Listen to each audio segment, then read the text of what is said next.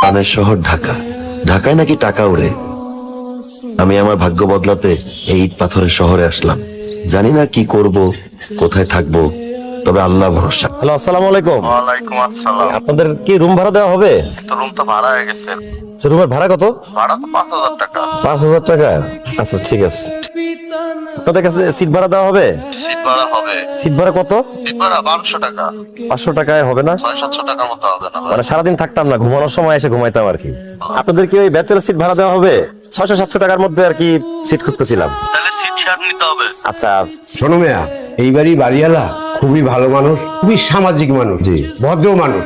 এই ম্যাচে কোনো মেয়ে ফুস করে নিয়ে চললে গেন না। জি না, এরকম কাজের বউ আছে, ওই বুয়ার দিকে আবার কখনো নজর টজর দিয়েন না, এবং পিছন দিয়া ফুসকিরও আবার ধরেন না। অসম্ভব। মা এবং বড় বোনের চোখে দেখবেন, জি অবশ্যই। এই কথাটা মনে থাকে জান। আচ্ছা আমি ভাইজান মানে কোথায় থাকবো? আপনি এই জায়গায় থাকবেন, কার সাথে থাকবো? এর সাথে থাকবেন। কিভাবে সম্ভব? আমি ভাই একটুখানি জায়গা লাগে ঘুমাই, লোর মুসলমান না, আমি তো এক হাত জায়গা লাগে। টাকাটা দেন। বাসা কে কে আছে? মা আছে, ছোট বোন আছে। ভাই আপনি ঢাকা শহরে গেলে গেছেন চাকরি করতে? আসলে চাকরি বাকরি নাই, কোনো পড়াশোনা করছি, এখন চাকরির খোঁজে ঢাকা শহরে আজকে আসলাম আর কি।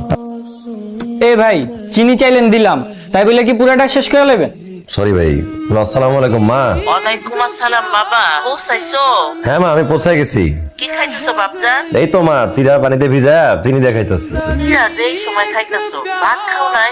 নতুন আসছি, ভাত রান্না বান্নার বিষয়ে কথা তো হয় নাই, সব ব্যবস্থায় আছে। এখন এই যে আপাতত চিরা দিয়ে তো পেট ভরবেই। চিরা ভাত আর মুড়ি কি তুমি দিছো নাই? চিরা শান্তি করে খাইতেছি। আচ্ছা বাজান, আমি তোমারে মুড়ির মোয়াও দিয়া দিছি, খায়া নিও। তুমি তোমার শরীরের যত্ন নিও। তুমি কিন্তু যে ফ্যান ছাড়া সারা রাত ঘুমায় না, তোমার ঠান্ডা লেগে যায়। আর ঠান্ডা পানিতে উজু করো না, পানিটা হালকা গরম করে তারপর উজু করো। এই হ্যানারে বইলো ও পানি গরম করে দিব, ঠিক আছে? আচ্ছা বাজান, রাইতে আবার কল দিবো। আচ্ছা মা। এ ভাই মেসে আসতে কত কইতে হবে? জি ভাই। সালাম আলাইকুম। আপনি কি জহির বলছেন? জি আমার নাম জহির। ঠিক আছে জহির মোল্লা, কালকে সকাল 11:05 আপনার ইন্টারভিউ এসএস গ্রুপের অফিসে। সত্যি?